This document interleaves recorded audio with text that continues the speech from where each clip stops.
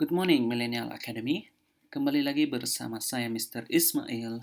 Hari ini kita akan membahas tentang materi noun, noun phrase, dan fungsinya dalam kalimat. Kalau di pertemuan awal kita sudah membahas tentang noun phrase dan noun itu sendiri, tapi itu terbatas sebagai subjek. Hari ini kita akan kembali review sedikit yang mana saja noun itu dan fungsinya dalam kalimat secara menyeluruh. Nah, yang pertama kita masuk di yang mana noun itu? Kalau teman-teman bisa lihat di sini ada beberapa kelompok kata yang sudah saya tuliskan dan kita bisa melihat dengan jelas bahwa noun itu terbagi dalam beberapa kelompok. Namun tidak perlu teman-teman cemas. Yang jelas pada intinya noun itu adalah objek ataupun subjek. Kalau secara bahasa Indonesia objek ya yang bisa kita lihat, oke, atau yang tidak bisa. Tapi dua-duanya berguna dalam membentuk sebuah kalimat. Nah, kalau dalam tata bahasa Inggris, kita menyebutnya sebagai, apakah dia benda, seperti yang di sini, apakah dia merupakan tempat, seperti yang kelompok kedua, apakah dia berupa orang, ya, dan terakhir yang sangat susah untuk dibedakan biasanya itu adalah idea. Nah, teman-teman, ini semua adalah kelompok yang kita sebut dengan noun, benda. Dan kelompok noun ini mempunyai fungsi yang sangat penting dalam kalimat. Kalau kita tahu yang mana noun dalam kalimat, tentu saja kita bisa menjawab soal TOEFL dengan baik dan benar. Nah, kalau teman-teman ingin mengetahui lebih jauh tentang penggunaan noun and noun phrase, kita juga harus melihat penggunaan noun phrase itu sendiri dulu. Jadi noun phrase itu sebenarnya noun yang pada hakikatnya kata-kata benda ini itu diberikan tambahan artikel. Yang mana saja itu artikel? Bisa saja the, ataupun an, ya. Demonstratif, kata tunjuk seperti that atau is, number, one, two, three, dan seterusnya. Adjektif yang paling sering kita lihat di soal-soal TOEFL ketika dia menggunakan adjektif. Adjektif bisa berupa color, size, dan lain sebagainya.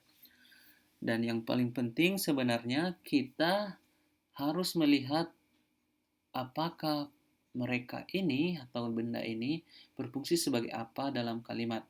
Jadi kalau kita melihat fungsi-fungsinya hanya ada dua. Yang pertama itu dia berfungsi sebagai subjek dari sebuah kalimat. Yang kedua adalah objek dari sebuah kalimat.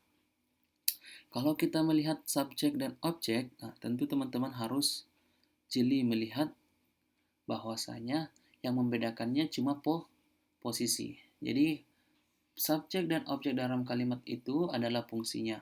Sedangkan posisinya itu sangat jelas biasanya ditentukan dari verb atau kata kerja. Dalam melihat posisi subjek atau objek dari kalimat, patokan kita adalah kata kerja. Mengapa? Karena ketika kata benda berada di depan daripada verb, maka itu yang disebut dengan subjek.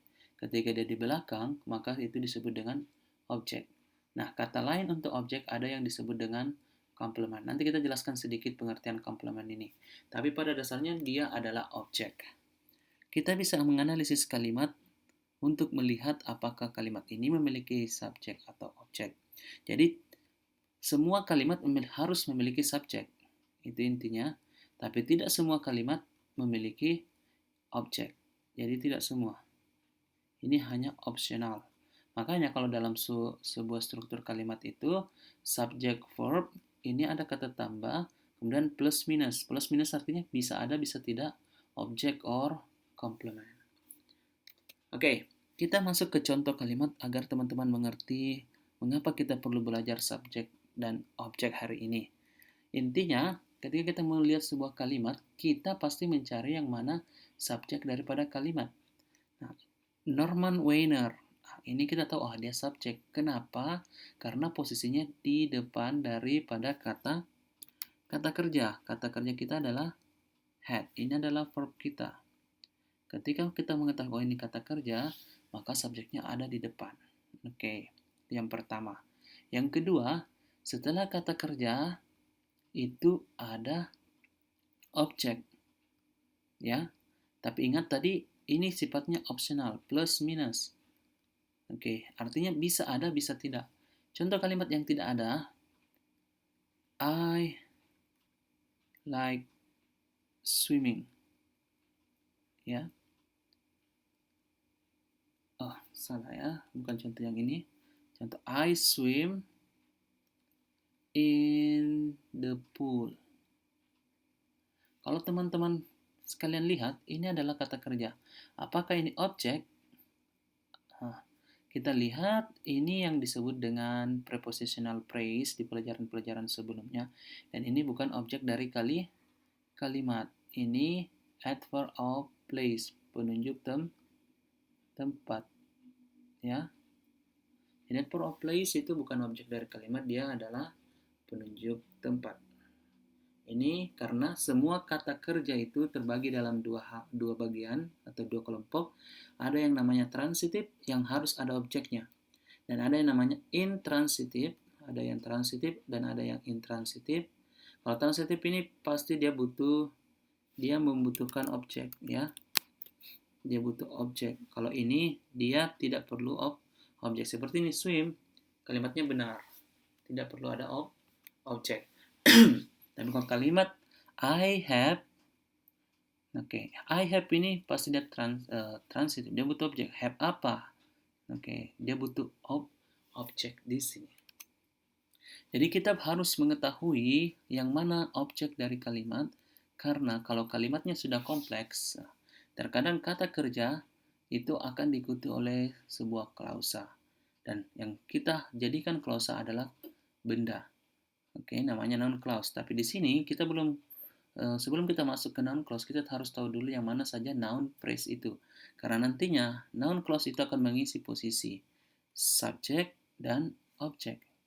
Jadi untuk membedakan subjek dan objek, sekali lagi fungsinya atau penunjuknya sangat sederhana, yaitu kita lihat verbnya. Di mana ada verb, di situ kita bisa mengidentifikasi apakah ini subjek ataupun objek dari kalimat. Bagaimana dengan in the development of the computer? Apakah ini merupakan objek? Ya, dia adalah objek dari kalimat. Bukan objek dari kalimat, objek dari preposisi. Sama dengan the computer, objek dari preposisi. Oke, teman-teman sekalian, itu adalah contoh pertama kita. Contoh kedua, the organs of taste are the taste buds. Kalau kita lihat di sini, pasti the organs ini adalah subjek kita. Of the taste, teman-teman harus mulai terbiasa dengan of atau preposition. Ini kita bisa abaikan. Of the taste. Taste ini adalah noun. Kenapa kita tahu dia noun? Karena dia mengikuti preposisi. Jadi noun itu bisa kita kenali dari posisinya dalam sebuah struktur kalimat. Ketika dia berada di posisi subjek, dia pasti noun. Ketika dia berada di posisi objek, dia pasti noun. Ketika dia berada setelah preposisi dalam prepositional phrase, pasti dia diikuti oleh objek. Objek itu apa? Noun.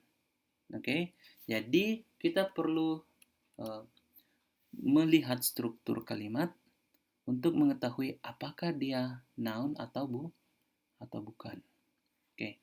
Are ini adalah verb kita. Ini adalah subjek kita, ini adalah verb kita.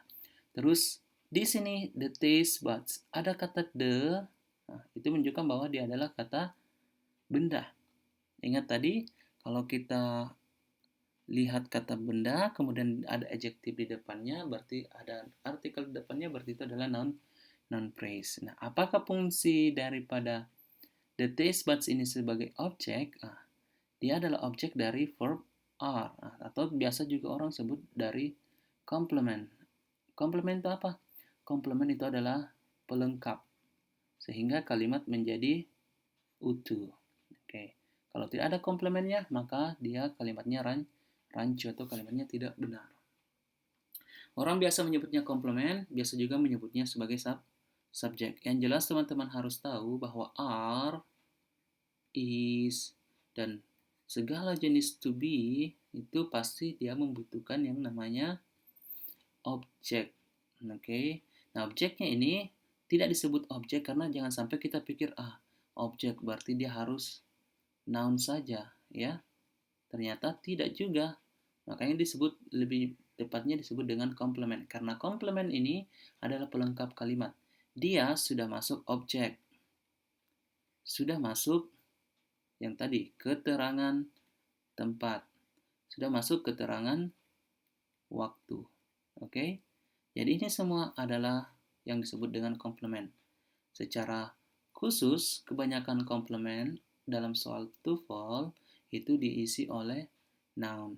Kalau keterangan waktu juga sering kali muncul, tapi kita fokus sama noun untuk jadi objek dari kalimat. Oke. Ada satu lagi contoh sederhana yang akan membahas tentang komplement ini, dan ini hanya materi tambahan untuk pemahaman teman-teman. Bahwasanya untuk komplement itu dia bukan hanya diisi oleh benda-benda, objek atau noun. Nah, dia bisa juga diisi dengan gerund. Oke. Jadi setelah verb, consider ya atau plan, itu bisa saja tidak diisi oleh noun. Oke. Calling ini adalah gerund. Gerund itu adalah kata kerja yang dijadikan benda. Jadi sebenarnya dia sudah jadi noun, tapi dia bentuknya dari kata kerja. Makanya setelah calling, setelah kata benda ini, ada lagi kata benda yang lain, another meeting. Oke, calling another meeting. Kemudian they plan to call. To infinitive juga ternyata setelah verb dia juga bisa diikuti oleh to infinitive. Fungsinya di sini dia berfungsi sebagai complement. Oke, pelengkap dari kalimat. Jadi suatu kalimat ada kalanya dia berisi dua kata kerja. Oke, seperti plan merencanakan, call memanggil atau mengadakan, consider mempertimbangkan, calling mengadakan. Di sini diartikan sebagai mengadakan ya, karena calling another meeting, mengadakan meeting yang lain. Nah, itu ada dua kata kerja, cuma satunya harus berubah bentuk, apakah menjadi gerund atau menjadi to infinitive, dan fungsinya sekarang dia sebagai komplement dari kalimat. Nah, bagaimana dengan another meeting? Another meeting ini dia objek daripada ini komplementnya. Sama dengan prepositional. Misalnya kita on, kemudian ada kata benda, dia bukan bagian dari kalimat, tapi dia bagian dari prepositional phrase. Prepositional phrase ini yang bagian dari kalimat. Oke teman-teman, materi noun phrase and its function itu sebenarnya tidak jauh beda dengan materi kita tentang noun sebelumnya, hanya saja kali ini kita membahas juga tentang objeknya. Jadi teman-teman, saya ingatkan kembali lagi, noun phrase ataupun noun itu bisa mengisi posisi objek juga. Jadi bukan hanya subjek. Yang penting teman-teman tahu adalah posisinya itu adalah tergantung verb. Kalau dia di depan verb, maka dia berfungsi sebagai subjek. Tapi kalau dia di belakang, maka dia berfungsi sebagai objek. Jika ada pertanyaan, silakan sampaikan di grup. Saya Mr. Ismail. Salam Millennial Academy.